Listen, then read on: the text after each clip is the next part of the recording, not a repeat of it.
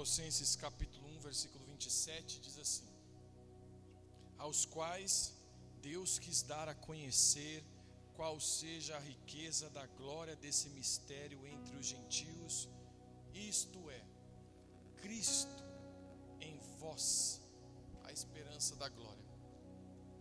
Cristo em vós, a esperança da glória. Eu vou usar outro versículo para terminar a mensagem, mas eu quero ler ele agora. Quero ler esse versículo agora. 2 Coríntios capítulo 13, versículo 14. 2 Coríntios 13, 14.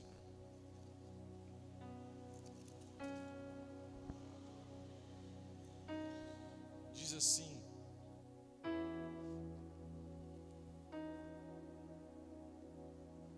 é 13, 13, perdão. 2 Coríntios 13, 13, não é 13, 14, 13, 13. A graça do nosso Senhor Jesus Cristo e o amor de Deus e a comunhão do Espírito Santo sejam com todos vós. A graça do nosso Senhor Jesus Cristo, o amor de Deus e a comunhão do Espírito Santo seja com todos vós. Vamos lá? Preparado? Que a palavra do Senhor te transforme, o entendimento seja clareado, seus olhos possam enxergar e você fique em crise com a palavra de Deus a ponto de você dar uma resposta ao evangelho que foi anunciado, a palavra que foi anunciada. Nas cenas de Jesus com essas pessoas, quando nós pensamos quem nós seríamos, ou o que definiria hoje minha vida espiritual, eu espero que você tenha respondido a si mesmo que em todas as cenas o personagem com o qual você se parece é com Jesus, que está curando enfermos, que está trazendo vista aos cegos, que está vivendo com um propósito e principalmente carregado de sua identidade, de quem é. Às vezes nós temos um problema grande, às vezes nossos problemas tão grandes, eles vêm de uma identidade mal formada ou de uma identidade afetada por circunstâncias.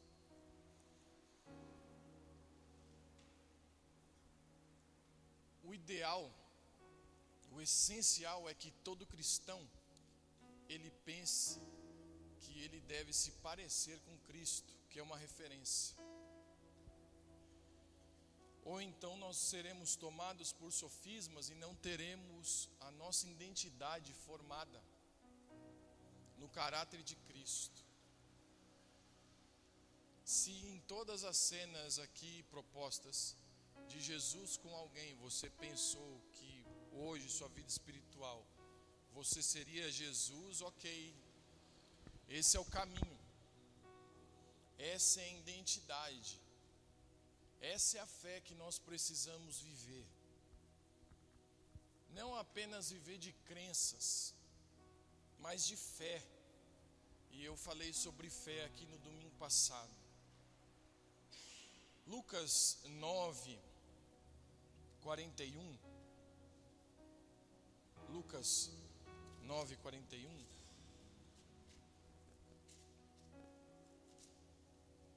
Diz assim: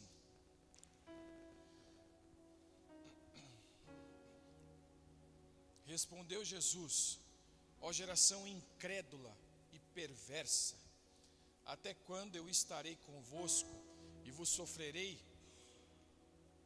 Trazei o teu filho. Para quem Jesus diz isso? Jesus diz isso para uns discípulos que não conseguiram expulsar um demônio. Eles não conseguiram expulsar um demônio.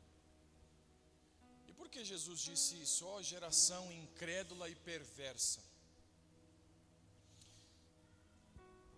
Porque a incredulidade, ela não é falta de fé, de crer. A incredulidade, ela é ter muitas crenças. Ter muitas crenças.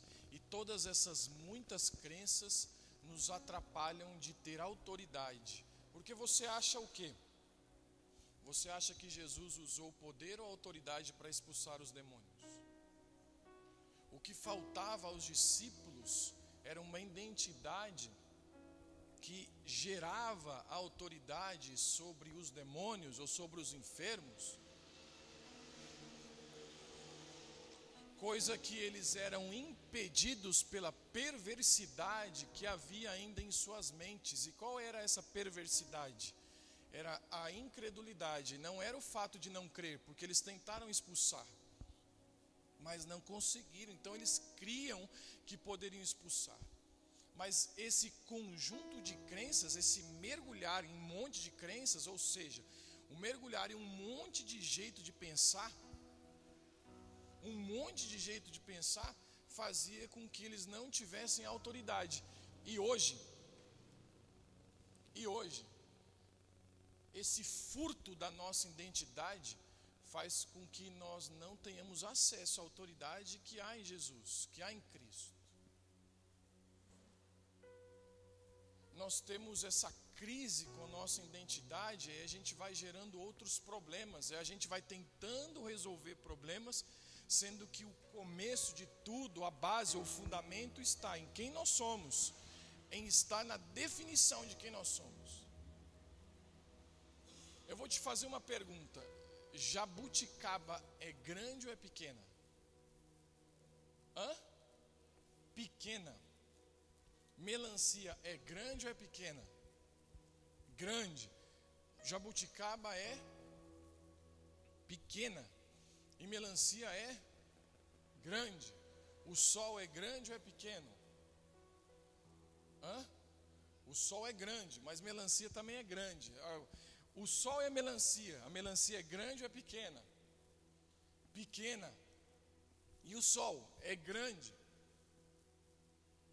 Depende da nossa perspectiva, nós vamos gerando crise em nossas identidades por gerar comparações. A gente vai se comparando e aí muda o nosso olhar, muda a nossa perspectiva. Agora você acha que a jabuticaba tem crise por ser jabuticaba? Será que ela queria ser melancia? Não. Será que a melancia queria ser jabuticaba? Também não. Ela sabe que nasceu para ser jabuticaba e a melancia sabe que nasceu para ser melancia. Só que há um conjunto de crenças que nos impede de viver a autoridade que Cristo nos deu e nos impede de assumir uma identidade que Cristo quer gerar em nós. Cristo em vós, a esperança da glória. Então, se eu nasci jabuticaba, não tenho problema com isso. Sou jabuticaba, vou ser a melhor jabuticaba que já viu essa terra. E se eu nasci melancia, eu vou ser melancia e não tenho problema com isso. E não tenho problema algum com isso. Minha identidade então está muito bem definida e eu não tenho crise com as comparações e nem com as expectativas.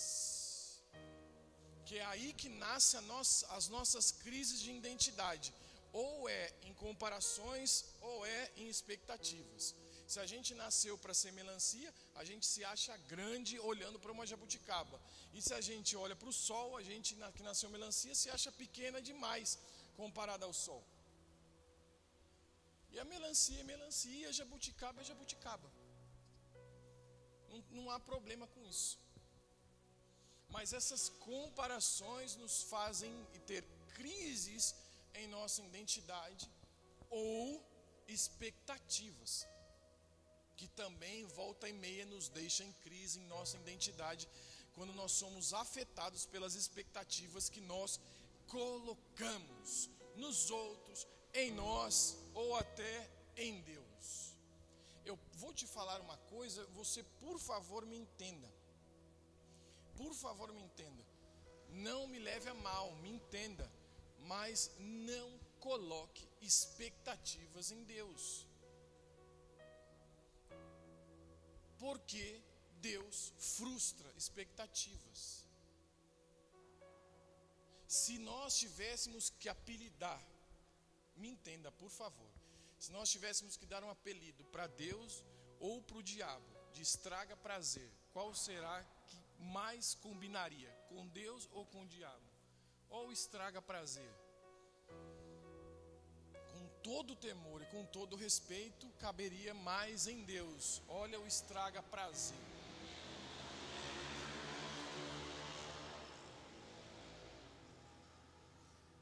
Por quê? Porque o diabo não veio te apresentar uma Bíblia do diabo, uma igreja do diabo ou uma vida do diabo. O maior objetivo do diabo não é que você viva uma vida para o diabo. Porque se você viver uma vida só para você, se você se encher de tanto eu, que não consegue mais enxergar quem você é, o diabo já está satisfeito com isso. E aí nós colocamos um monte de expectativas em Deus, e Deus frustra as nossas expectativas, porque Ele precisa tirar o eu para gerar a identidade de filho que nós precisamos ter, que nós só encontramos em Cristo. E por que não colocar expectativas em Deus? Porque o desejo de Deus é que nós tenhamos a sua perspectiva e não as expectativas que nós colocamos. É por isso que tem muita gente sem identidade em Cristo, porque foi frustrado em suas expectativas e esperava que Deus fizesse alguma coisa, interferisse no modo humano, ou às vezes até maligno ou pecaminoso que nós vivemos. E como Deus não interferiu, ou Deus desejava que tudo aquilo fosse transformado, frustrou nossas expectativas, feriu nossa identidade, nós não conseguimos viver na identidade que Cristo tem para nós, porque nós depositamos expectativas em Deus ou em outras pessoas. E eu vou te falar o que é expectativa. Expectativa é a soma da nossa presunção mais a nossa carência.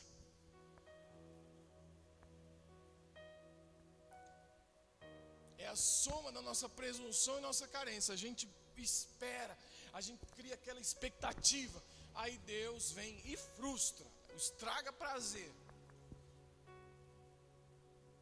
Do melhor modo de você entender isso. Porque se você estiver vivendo a sua vida em prazer, pode ter certeza que o diabo não vai te frustrar. E foi Jesus quem disse isso com outras palavras. Ele disse o quê? Se você encontrar o prazer nessa vida, você vai perdê-la. E se você perder a sua vida, você vai encontrar a vida. Nessas palavras foi que Jesus disse isso. Se você quer viver a vida, você vai ter que perdê-la. Você vai ter que ser frustrado nas suas expectativas que você colocou em Deus. Porque não é Deus, não é eu pedindo a Deus que interfira no meu modo humano de viver, na minha vida. É eu me transformando a ponto de viver na perspectiva de Deus. Quando o diabo foi tentar Adão e Eva, o que trouxe a Adão? Uma expectativa. O que trouxe a Eva? Uma expectativa. E Deus deu a Adão e Eva uma perspectiva do seu olhar. Olha, você pode comer tudo, menos dessa você não pode comer. Mas o diabo trouxe despertou uma expectativa. Olha, Deus não quer que vocês comam, porque Ele sabe que depois você vai ser igual a Ele. Então essa presunção e essa carência fez com que Adão e Eva comessem do fruto. Eles perderam a perspectiva divina. Por que eu digo isso? Porque muitos dos nossos cultos, e eu estou falando de uma das igrejas evangélicas, da igreja evangélica, uma pessoa, da igreja evangélica, Não é um monte de humanos adorando a Deus. Parece que é um monte de Deus querendo que Deus seja humano. Porque é eu dizendo a Deus o que Ele precisa fazer. Porque é o povo, a multidão, pedindo para Deus: olha, você faça isso, esse milagre, isso. E a gente vai vivendo uma vida cheia de incredulidade, sem saber. Como eu creio, eu acho que está tudo certo, mas a incredulidade é eu estar dentro de muitas crenças que eu não consegui me livrar ainda. E não consegui viver ainda a identidade que Cristo tem para nós. Que Cristo tem para nós. Não adianta a gente viver e colocar um pouco de religiosidade ao nosso modo de vida, porque essa não é a vida que Cristo quer para nós. A gente vai tentando viver e a gente mistura com um pouquinho de religiosidade. A gente acha que a gente está vivendo a vida que Deus desejou. E a gente vai vivendo uma crise de identidade. É simples assim. Será que os nossos ajuntamentos, será que os nossos cultos, será que nós, agora eu vou colocar nós, agora a nossa singularidade, será que nós viemos à igreja para buscar poder ou para conhecer a vontade? Nós somos admirados pelo poder de Deus, e é claro que admira. Mas nós devemos conhecer a sua vontade. O seu poder é manifesto a todo momento. Sai ali na rua, vê aquela árvore lá, é poder de Deus para criar uma árvore dessa. Ninguém pode criar. Mas e conhecer a sua vontade? Nós queremos ser cheios do poder de Deus, mas nós não queremos muito a sua perspectiva. Nós não nos abrimos a ter a perspectiva de Deus. Salmo 23. O Senhor é meu pastor e nada me faltará. O que a gente pensa? Nada vai me faltar. O Senhor é meu pastor, nada vai me faltar. Não vai me faltar nada. Mas a gente pode ver por outros ângulos. Nada vai te faltar. Não vai faltar alimento? Amém, glória a Deus. Não vai te faltar fome também. Não vai te faltar traidores. Não vai te faltar problemas, não vai te faltar nada, que o Senhor é seu pastor, nada vai te faltar. Veja a perspectiva que Davi escreve esse salmo: o Senhor é meu pastor e nada me faltará. Deitar-me faz em verdes pastos e guia-me pelas águas tranquilas. Quem é que tem pastor? Quem é que tem pastor é ovelha. Ele escreve o salmo numa perspectiva de ovelha.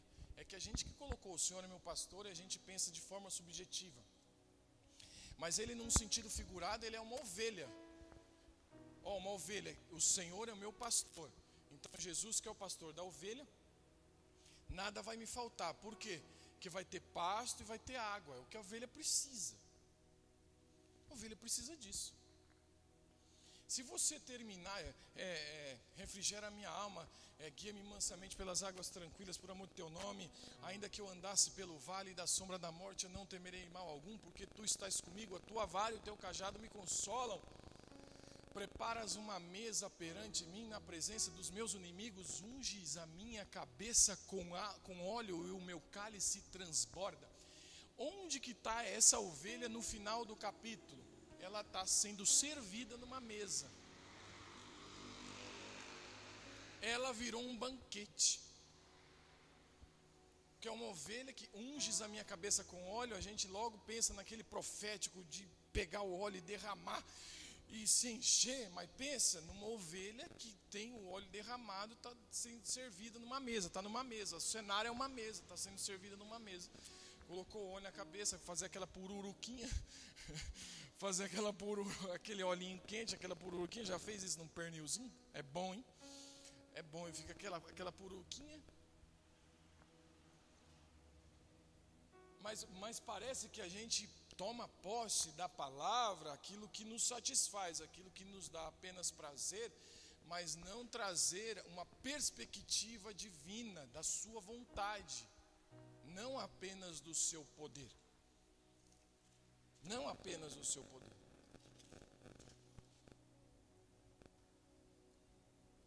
E pecado é perder a perspectiva divina.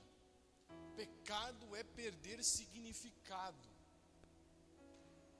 A gente perde a perspectiva divina, a gente perde a sua vontade, a gente perde o significado das coisas. Deixa eu te fazer uma pergunta. A gente está falando de uma porquinha aqui. Comer é pecado? É pecado ou não? Comer. Imagina, uma costela, uma picanha assim, sabe? Aquela gordurinha. Você acha que comer é pecado? Comer é pecado sim ou não? Não. Gula é pecado? É. E o que é gula? O que é gula? Comer muito. Comer demais. Agora, quem padroniza o que é gula, o que é comer demais? Você vai na casa da sua avó, você vai na casa da sua mãe, ela faz aquele feijão que você estava com saudade. Tem aquela comida que você queria comer. Aí você come muito porque você queria se deliciar com aquilo. Quem falou que aquilo é gula?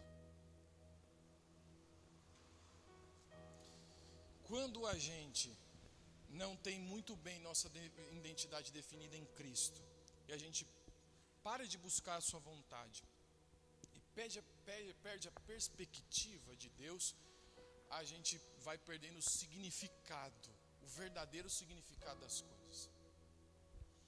Comer não é pecado, a gula é. E a gente acha que é só sentar numa mesa e aquele dia que a gente fala, nossa, eu comi demais. Mas não é só isso. Na verdade, a comida é uma oportunidade de revelar a sua consciência, de repartir. O pão representado, a gente pode falar o pão de cada dia. O que é gula? Então não é sentar numa mesa e para fazer um pratão, acho que eu comi demais. É quando a comida já não tem o significado do seu propósito, que é nós repartirmos o pão, porque é uma oportunidade que nós temos de revelar nossa consciência, de que eu não vivo só para mim, de que eu não como só para me engordar, mas eu tenho a oportunidade, e aí a gula é isso, é viver sem propósito, não entender o verdadeiro significado. E eu vou te falar, o significado da comida vai muito além de você saboreá-la. O significado da comida é muito além disso, é para o encontro, comunhão, estar à mesa, é estar juntos. Por isso que é rico e valioso o tempo de nossa família quando nós vamos comer. Então não é só para comer. Não é só para comer, é para estar junto. Porque a fome não foi feita para comida. Ou a comida não foi feita para fome. Espera aí. Deixa eu falar certo. É isso. A comida não foi feita para fome. A comida foi feita para o encontro, para a comunhão. A fome que foi feita para a comida, porque primeiro Deus criou a comida, não criou a fome. Se Deus tivesse criado a fome primeiro, em Adão, a hora que fizesse comida, Adão ia comer tudo. Adão ia comer tudo. Primeiro ele fez a comida, depois ele fez Adão. E aí o que a gente não pode perder é o significado das coisas. E a gente vai perdendo a perspectiva. E a gente, por nessa identidade não bem formada em Cristo, a gente vai perdendo sua vontade. Qual é o olhar de Deus? Quer ver uma coisa? Você já foi dormir porque estava muito cansado? Você falou, nossa, eu estou quebrado, eu estou cansado, eu preciso deitar, preciso dormir. Quem já fez isso? Quem faz isso 7 vezes por semana? Eu vou dormir porque eu estou cansado. Agora, quem que estava muito cansado, estava quebrado, estava mais quebrado que arroz de terceira, estava moído, foi dormir, acordou cansado, quebrado? Quem? É porque quando você está com sono, você dorme. Quando você está cansado, você não dorme. Não é o que resolve. O sono resolve quando você está com sono. O dormir resolve quando você está com sono. Não é quando você está cansado. Não é quando você está cansado. Agora vamos espiritualizar aqui o cansaço. Vamos espiritualizar aqui o cansaço. O cansaço é trabalhar fora de propósito. E o remédio para o cansaço não é o descanso. O remédio para o cansaço é a libertação. Porque o cansaço é um monte de crenças dentro da mente. Estou cansado porque não estou pleno quando estou fazendo isso, estou trabalhando fora de propósito, não estou fazendo o que deveria fazer, por isso fico cansado. E é simples assim você imaginar isso. Aquilo que te dá prazer de você trabalhar não te cansa. Aquilo que você está fazendo, que você tem prazer, não te traz cansaço. Não traz. É simples assim. Você tem prazer em consertar um carro. Você não vai cansar nunca de consertar carro a vida inteira. Simples assim. Vai trabalhar num negócio que você não quer trabalhar. Você faz só pelo dinheiro. 1 mês você já está murmurando, 2 meses você já está reclamando, 3 meses você já levanta sem ânimo. Aí você acha que você tem que dormir 1 semana para suprir aquele cansaço e nunca descansa. Porque cansaço é libertação. Você precisa ser liberto. Estou cansado da caminhada com Cristo. Estou cansado de sofrer, estou cansado de tanto problema. Você precisa de libertação na mente. E começar a trabalhar dentro do propósito de Deus, que Deus já estabeleceu numa identidade de Cristo. Numa identidade de Cristo. Ah, mas eu não consigo achar a minha identidade em Cristo. Porque a identidade de Cristo está no corpo, no fluxo. Cristo em vós, a esperança da glória. E a gente vai caminhar para isso, para terminar lá na comunhão. Mas vamos continuar aqui. Vamos continuar. Lembra que 1 Coríntios 11, 17. Quem pode abrir? Quem está entendendo aí diz amém. Amém? 1 Coríntios 11, 17. Diz assim: nisto, porém, que vos prescrevo, não vos louvo, porquanto vos ajuntais, não para melhor, e sim para pior.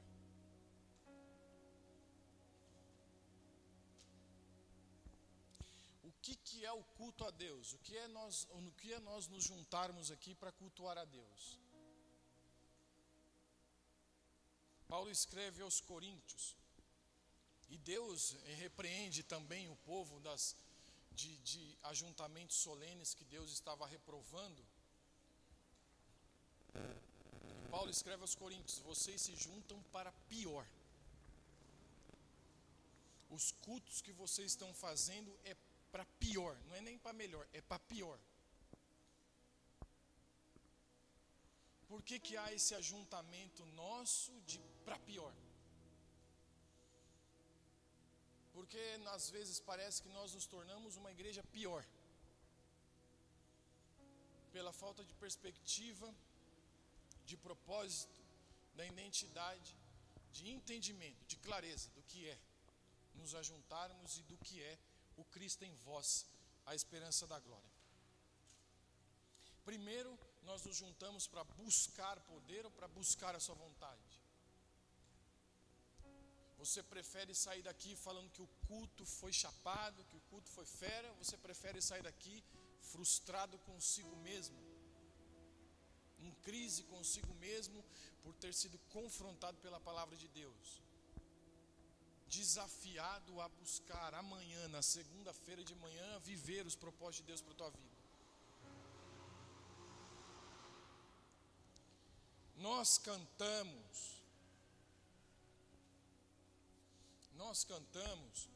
e nós nunca perguntamos para Deus que música que Ele gosta de ouvir. Ou você já perguntou? Que música o Senhor gosta de ouvir, Deus?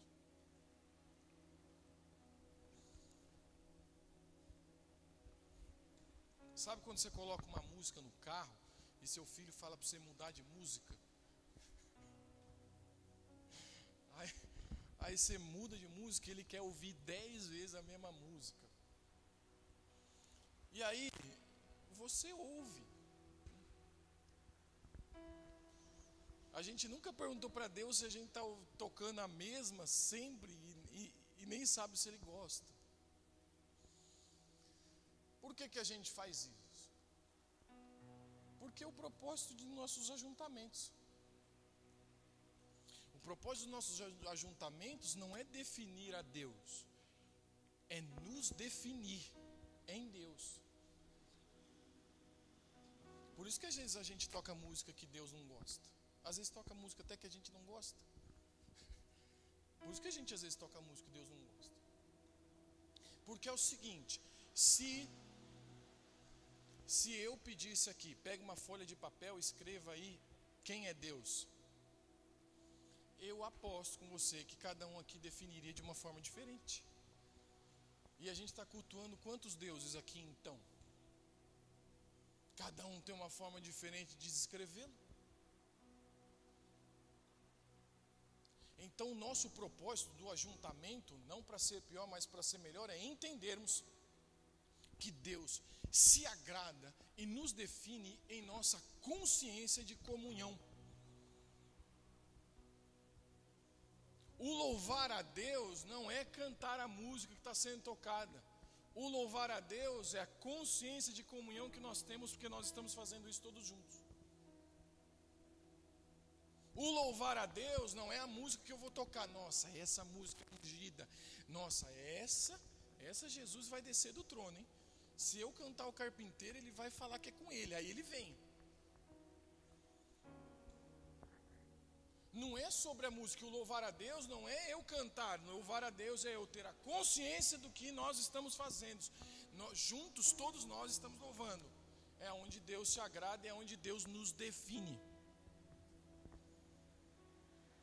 Porque se nós viemos à igreja para definir a Deus, cada um vai ter uma definição. E aí a gente está adorando qual Deus? Qual Deus que a gente vai estar adorando? Então misturar um pouquinho de religiosidade na nossa vida não adianta nada não. O negócio mesmo é transformar a nossa consciência.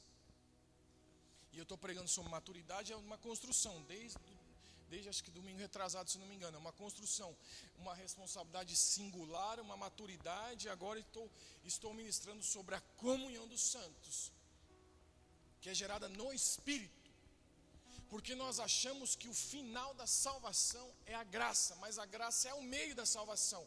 O fim da salvação é a comunhão, é o versículo que nós lemos no começo. O amor de Deus, a graça de Jesus e a comunhão no Espírito Santo. A obra do Espírito Santo é a comunhão. Então o esforço que um tem para ser comum com o outro, para ter comunhão com o outro, ele é válido, porque a comunhão, ela precisa ser agendada, porque é a coisa mais importante que o corpo de Cristo pode ter. E a apostasia, o afastamento da comunhão, faz com que o corpo se enfraqueça e faz com que a gente vá gerando um monte de crenças, nos tornando incrédulos, perdendo assim a autoridade. Porque ninguém foi chamado para aceitar a Jesus. Não é bíblico. Aceitar a Jesus começou com um evangelista, não muito tempo atrás. Ele que começou com isso. Mas nós somos chamados a uma transformação, não a aceitar. E isso fez com que as nossas crenças fossem: a igreja precisa a cidade precisa se converter. Nós precisamos trazer as pessoas para dentro da igreja para elas se converter. Quando que a consciência de Cristo, a perspectiva de Deus é que a igreja se converta à cidade e a sirva. Então não é a cidade vindo para cá para se converter, é nós aqui nos convertermos à cidade para servirmos. E a gente só consegue isso quando a nossa consciência, a nossa vida está transformada em Cristo e nós praticamos a comunhão. A comunhão não é só estarmos aqui hoje, aqui no culto. A comunhão é uma consciência de que é o Espírito Santo que nos une, e é o Espírito Santo que faz com que nós nos amemos uns aos outros, suportemos uns aos outros, perdoemos uns aos outros, nos conectemos uns com os outros e nos juntemos uns com os outros para ser melhor. E é por isso que os nossos ajuntamentos nos fazem melhor. Pode ser que ele nos leve para pior, mas pode ser que ele nos leve para melhor, porque cada um tem a consciência do que é comunhão. Você pode cultuar a Deus? Pode. Você pode adorar a Deus sozinho? Pode. Você pode adorar a Deus com a sua família? Pode. Mas há uma autoridade no corpo de Cristo, que a comunhão é quem nos conecta. E a comunhão é quem traz essa autoridade. E a gente acha que a autoridade é poder. Se um policial aqui, entrar aqui agora, de 1,5 metro de altura, 55 quilos, magrinho, fraquinho, que qualquer um de nós aqui encarava e dava um pau no cara. Mas se ele entrar aqui agora e falar, todo mundo de pé, mão na parede, todo mundo vai. Porque a autoridade não precisa de poder. É autoridade. E a gente o quê? A gente acha que a nossa comunhão, ou os nossos ajuntamentos, ou a nossa busca é para a gente buscar poder. Eu quero poder. Não, você precisa ter autoridade. E a autoridade só se tem uma perspectiva de Cristo, na revelação de quem é o Filho de Deus. Porque em Cristo você vai encontrar a vontade de Deus, não em Adão. Adão não tem a expressão da vontade de Deus. Os relatos que a gente tem de Adão foi que ele tinha uma mulher e que ele pecou. Mas em Cristo nós temos a revelação da vontade de Deus. Então, o Adão que tem que ser morto dentro de nós, você trate de matá-lo, para que a gente olhe para Cristo. Cristo em vós, a esperança da glória. E não deixe que a ansiedade ou a amargura venha nos ferir. Porque a ansiedade não é apenas o excesso de futuro, mas é o querer ter controle. E quem é ansioso sabe disso. Quem lida com ansiedade sabe disso, que é o querer ter controle. Assim como corações amargurados que sabem que é querer ter direito. Em nossos ajuntamentos, nossa comunhão, somos livres, para que a identidade de Cristo seja formada em nós. E a gente busque, espere, anseie por sua vontade. Você acredita que tem gente que espera uma transformação de Deus, esperando uma novidade? Escute uma coisa, você não será amanhã o que você não é hoje. Você nunca vai ser amanhã o que você não é hoje. Então, deixa Deus te frustrar na sua expectativa de novidade. É o seguinte, nossa cara, Minha vida está assim, assim, assim. Deus tem que fazer alguma coisa. Esse Deus tem que fazer alguma coisa por uma novidade. Nossa, cara, meu Deus, tá difícil, né? Tá difícil a igreja. Nossa, tá difícil, né, cara? Estamos passando por dificuldade. Tem que acontecer alguma coisa. Às vezes a gente até é gerador de novidade para que Deus faça alguma coisa, sendo que nós somos chamados a buscar a sua vontade, e vivendo sua vontade. Se a gente for chamado para ser jabuticaba, a gente vai ser jabuticaba e ponto final. Não precisa de novidade nenhuma. Para ser jabuticaba não precisa ser uma jabuticaba com muitos caroços. Para ser jabuticaba não precisa ser uma jabuticaba do tamanho de uma laranja. Para ser jabuticaba não precisa ser uma jabuticaba amarela, meio colorida. Para ser jabuticaba não precisa ser uma jabuticaba quadrada. Não, eu nasci para ser jabuticaba, vou ser jabuticaba e ponto. Não preciso de novidade nenhuma de Deus para que a minha consciência seja transformada. Só preciso da sua vontade. A gente se frustra, às vezes, em vez de se frustrar em Deus, a gente vai se frustrando nas nossas expectativas.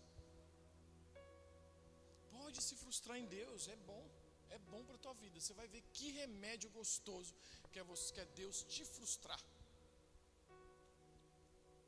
Porque enquanto você se frustrar com as suas expectativas, que é a sua carência, mas a sua presunção, você nunca vai conseguir enxergar a si mesmo.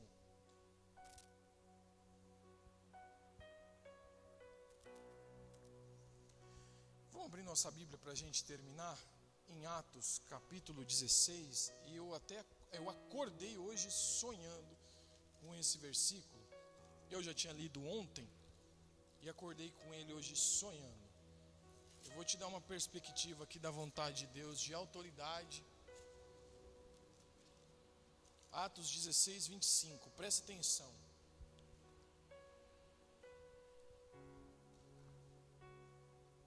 Por volta da meia-noite, Paulo e Silas oravam e cantavam louvores a Deus, e os demais companheiros de prisão escutavam.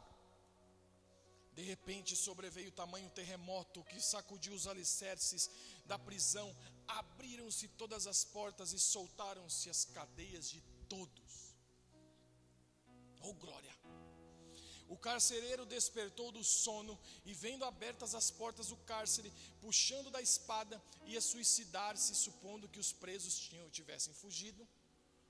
Mas Paulo bradou em alta voz: não te faças nenhum mal, que todos aqui estamos. Então o carcereiro, tendo pedido uma luz, entrou precipitadamente, trêmulo, prostrou-se diante de Paulo e Silas, e depois, trazendo-os para fora, disse: Senhores, o que devo fazer para que seja salvo? Responderam: crê no Senhor Jesus e serás salvo, tu e tua casa.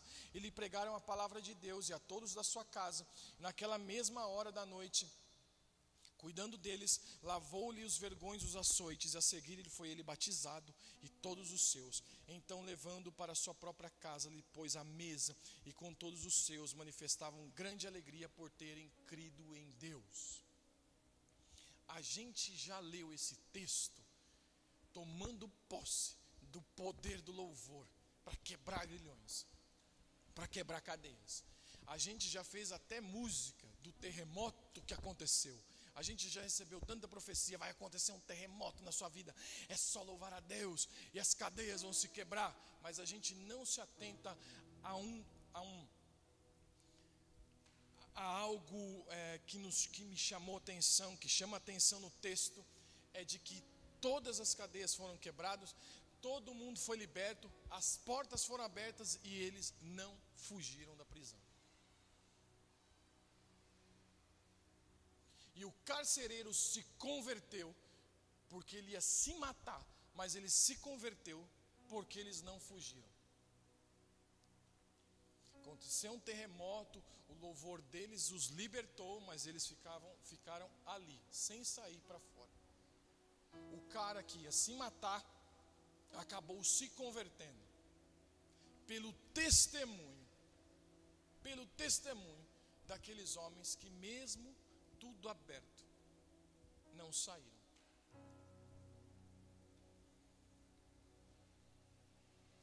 Nessa manifestação de poder de Deus,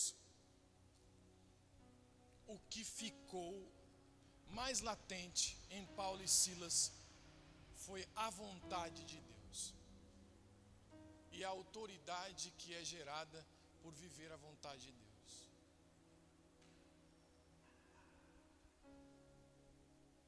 Se Paulo e Silas fossem crente, já tinha feito uma campanha, a igreja já tinha feito uma campanha para ele sair da cadeia. E aí a hora que libertasse, sai fora, é Deus fazendo. Deus fez, e mesmo assim, eles tinham consciência da vontade de Deus, e ali não fugiram. Porque ser igreja, ou Cristo em vós, me traz um senso de responsabilidade e de trabalho a convertermos a cidade, a convertermos ao propósito de Deus e à vontade do Senhor.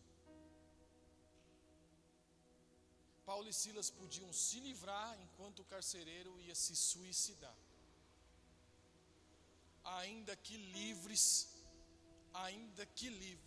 eles criam que a libertação interior, a libertação por dentro, ela é mais importante do que aquilo que é aparente. Aquilo que é eterno é mais importante do que aquilo que é visível. A nossa realidade não é aquilo que a gente vê, a nossa realidade é aquilo que a gente não vê. Nós precisamos viver por aquilo que nós não vemos. Nós precisamos dar significado das coisas, o propósito certo às coisas, para termos autoridade. Aí sim, Cristo em vós, a esperança da glória. Você já pensou, cara, os caras cantando, acontece um terremoto, todo mundo é livre e ninguém sai. É uma igreja que tem a responsabilidade da comunhão, uma igreja que se manteve ali em comunhão, para salvar o outro, para trazer vida ao outro, para impedir a obra de Satanás na vida do outro e revelar a vontade de Cristo ao outro. Uma igreja que se porta, que se coloca, se posiciona no centro da vontade de Deus, sempre vai ser remédio àqueles que precisam de vida. E não importa o que ela seja. Tem igrejas que nasceram para ser melancia, tem igrejas que nasceram para ser jabuticaba. Não importa. Contanto que cada um não tenha crises de comparações e expectativas, que se frustrem apenas em Deus. Deixa Deus nos frustrar. Deixa Deus nos desiludir. Porque o que nós queremos é viver com a perspectiva de como Deus vê. E é na comunhão do Espírito Santo. Na comunhão do Espírito Santo. Então eu diria a você, o quão importante é vir à igreja? Eu não consigo responder essa pergunta para você, porque às vezes pode ser para melhor, às vezes pode ser para pior. Depende da nossa consciência dos nossos ajuntamentos, sabendo que Deus, Ele não veio para ver o pregador pregar, Ele não veio para ouvir uma palavra dele. Vamos ver como que esse cara aí vai pregar o que eu falei. Mas Ele veio para nos ver e ver como é que nós nos conectamos, se é no Espírito, se é na unidade do Espírito, para que haja um fluxo de autoridade sobre nós, e aí vivamos o propósito de Deus, servindo uns aos outros. Eu vou parar por aqui, e a outra metade eu vou deixar para domingo que vem, para a gente ir no mesmo fundamento. Mas eu espero que o Senhor fale conosco, tenha acesso aos nossos ouvidos e tenha acesso ao nosso coração para vivermos a sua vontade.